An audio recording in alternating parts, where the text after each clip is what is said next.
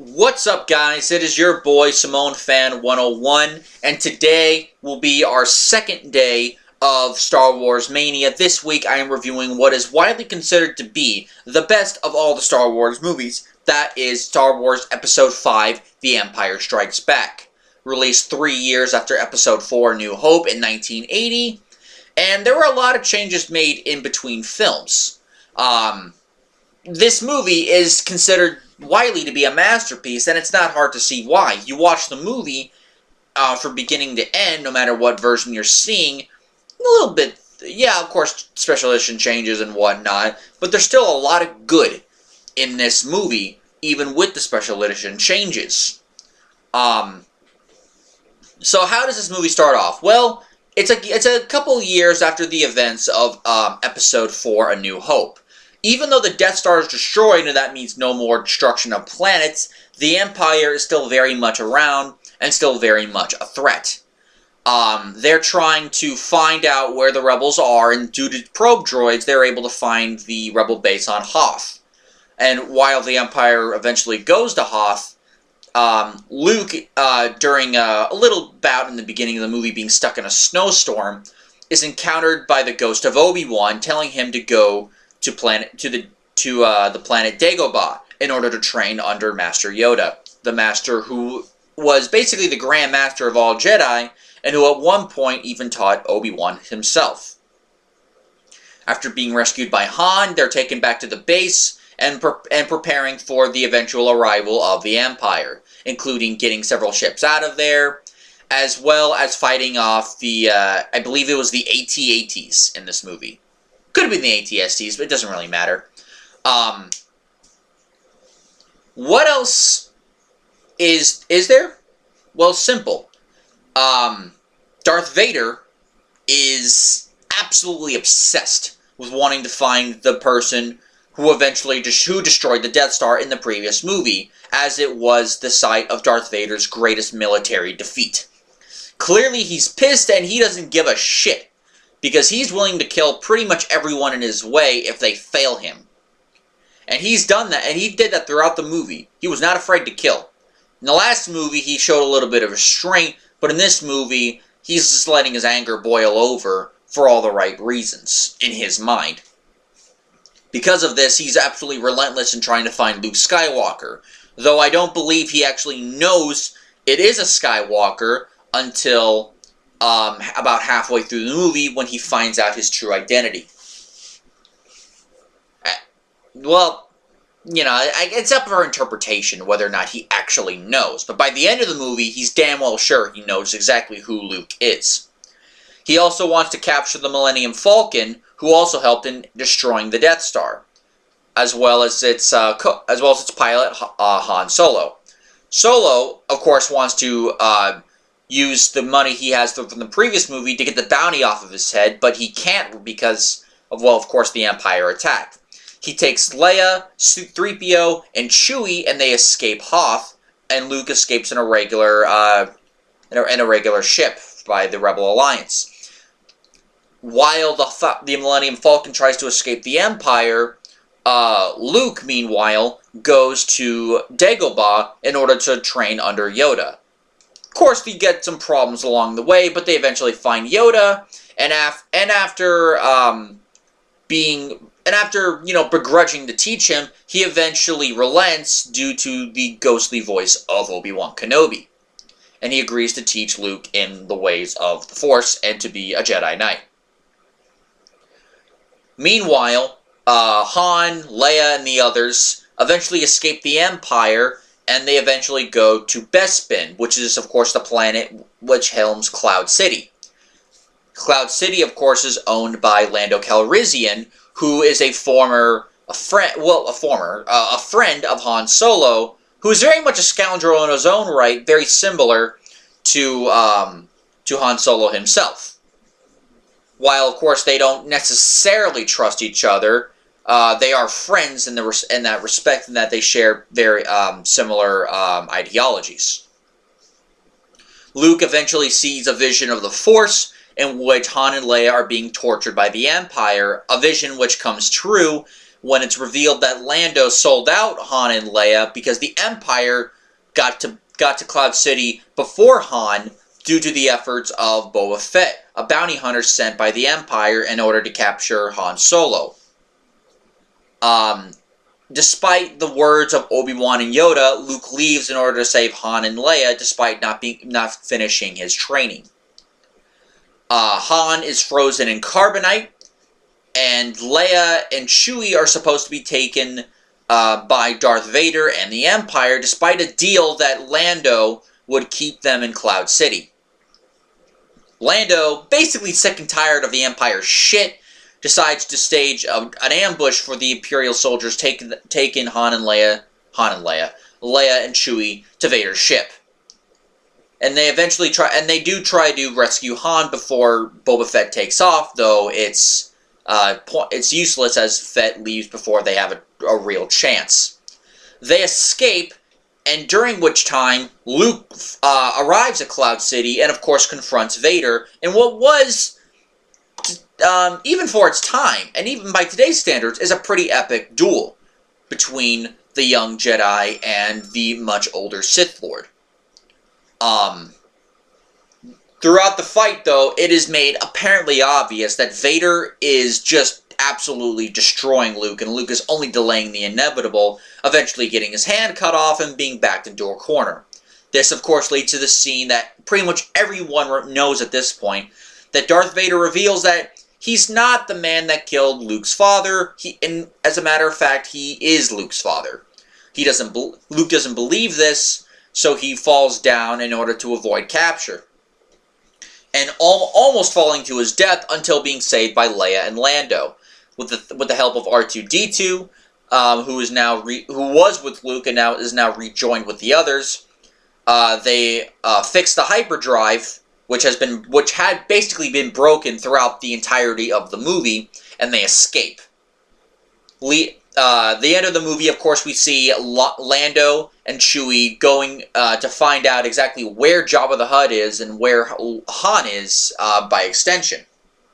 When they find out, they'll contact Luke and they'll meet on Tatooine in order to formulate a plan, of course leading to the events of Return of the Jedi. What can I say about this movie that hasn't already been said about this movie? It pretty much does everything that New Hope did, just better. And it's not often you see a movie sequel where, it pretty much improves on everything that the first movie may have done right or wrong. But yes, this is one of those movies that does everything better. It was pretty much better in every single respect. Due in no small part that Lucas, in terms of power, took a step down. As in the first movie, in New Hope, he acted as both director, screenwriter, and the story man, whereas the producer was mainly done by Gary Kurtz, who produced both Episode 4 and Episode 5. Instead, directing job went to Irvin Kershner, who would later be known to make several other pretty good movies, including James Bond, at one point. Screenwriters was Lee Bracken and Lawrence Kasdan, although George Lucas still stayed on as the main story man throughout the rest of the original trilogy. Because of this, certain acting jobs that may have been not the greatest in Episode 4 were completely eradicated in Episode 5. The whininess you got sometimes from Luke, and some of the standoffness from Leia, is almost completely gone. Any character flaws they may have had in Episode 4 were completely fixed in Episode 5. Not to say that they're entirely gone. Luke still has his level of doubt when it comes to the Force, especially when training with Yoda, and Leia is still a little bit of a stiff. However, they're written that way. They're not stiffs in the fact they're not flawed characters from the writing standpoint in this movie. They're flawed characters because they're just regular people trying to figure things out and doing it in their own way. Speaking of characters, every actor, I should say, does an absolutely fantastic job in this movie. I don't think there's really a bad actor in this movie. Mark Hamill, Harrison Ford, and Carrie Fisher all reprise their roles as Luke, Han, and Leia. Anthony Daniels and James Earl Jones comes back to play and voice Darth Vader. Peter Mayhew comes back as Chewbacca. And Alec Guinness does appear in certain scenes as the ghost and voice of Obi-Wan Kenobi, who of course is Luke's mentor from the first movie. Accompanying them, and replacing some actors like Peter Cushing, is our Billy D. Williams, who played Lando Calrissian and does an absolutely great job of playing the role. Of course, he would later go on to be known as Harvey Dent in Tim Burton's Batman. Frank Oz would make his Star Wars debut as Grand Master Yoda, who of course teaches Luke in the ways of the Force.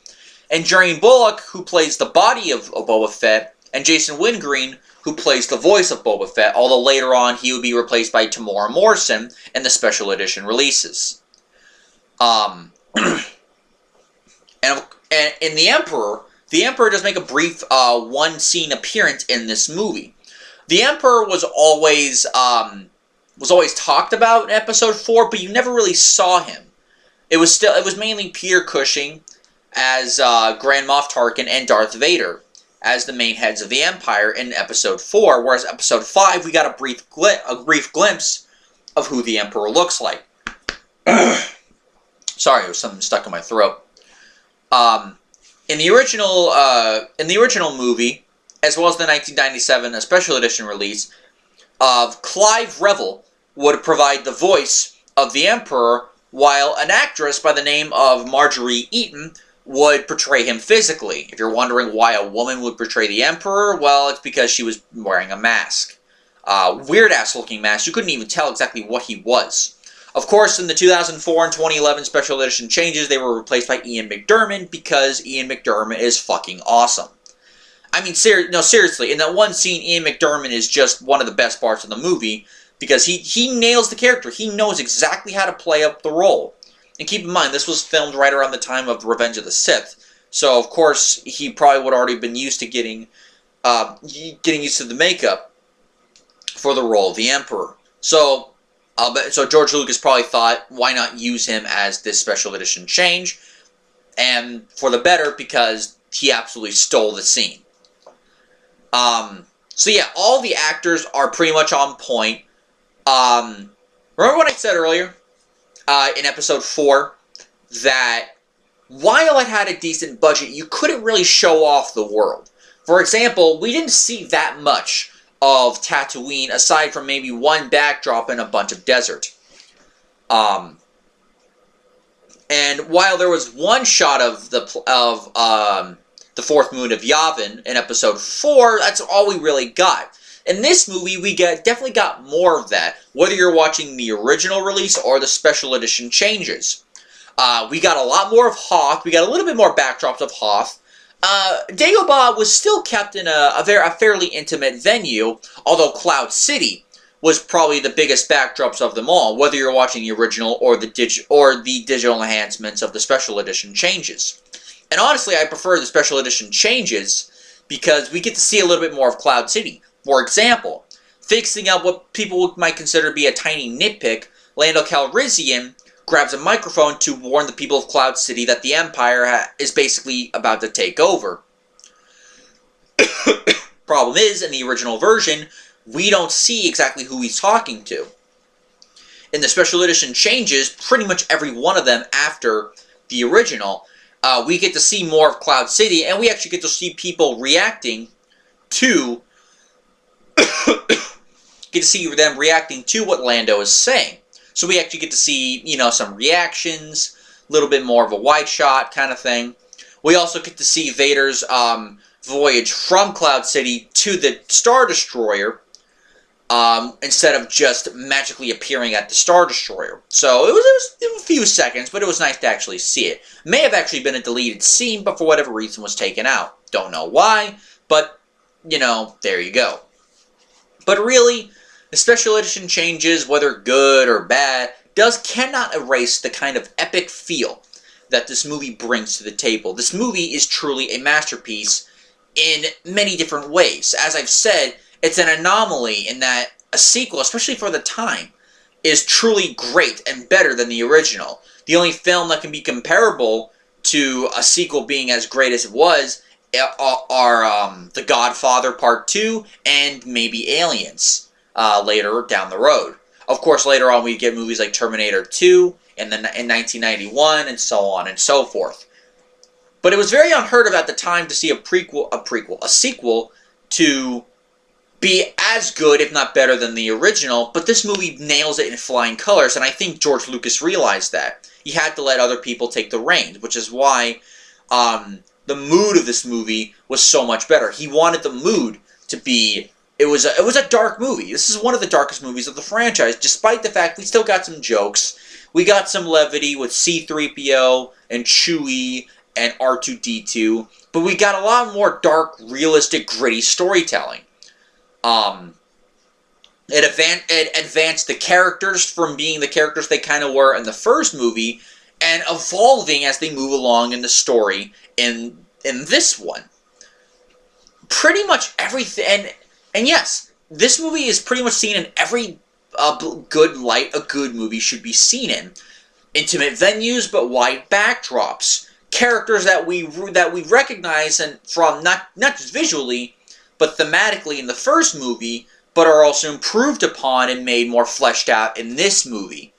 The story not being a rehash of the first movie, and instead continuing the story of this movie, and simply continuing the story into a better place.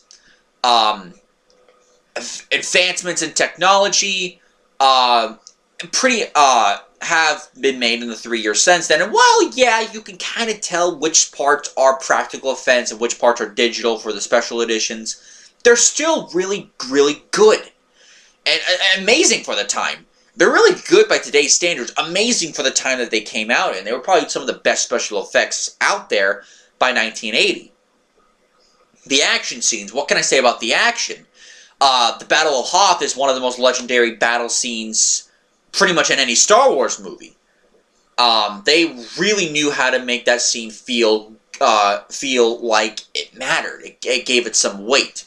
The Millennium Falcon escape from the Empire and how they were able to outsmart them. The final duel between Luke and Obi-Wan between Luke and Darth Vader at the end of Episode 5. I should say final, but it's really their first duel. Really, it's the final real action scene. And here's the thing about that. It is a really good scene. Not just for the story, but even the choreography, despite being very simple, still really holds up. You go back, and again, this is a part of the improvement. You go back and watch Episode 4, despite getting two characters that know each other and have some banter back and forth, the fight between Obi-Wan and Vader is nothing more than simply poking sticks carefully at each other. Whereas in this movie, while you can still kind of see that, it's definitely a lot more realistic in how they're fighting, and it really feels like they're actually in a duel and not simply just tapping swords like, old people, which is pretty much what they were in the first movie. Like I said, everything was improved upon. The special effects are even better than the first movie. The action, I think, is better.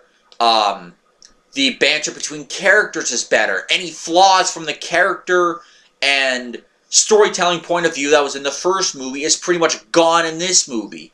Even the special edition changes. Out of all the movies, it got the least special edition changes. And for the ones that were changed, some of them either made sense or simply improved on what was already great. So, with that being said, I have absolutely no doubt at all that this movie is a 10 out of 10 movie. It's a masterpiece. It's a masterpiece in so many ways. Yeah, you can nitpick certain things here. Not every movie's perfect. But yes, this movie is great in every single respect that a good movie should be seen in. Everything.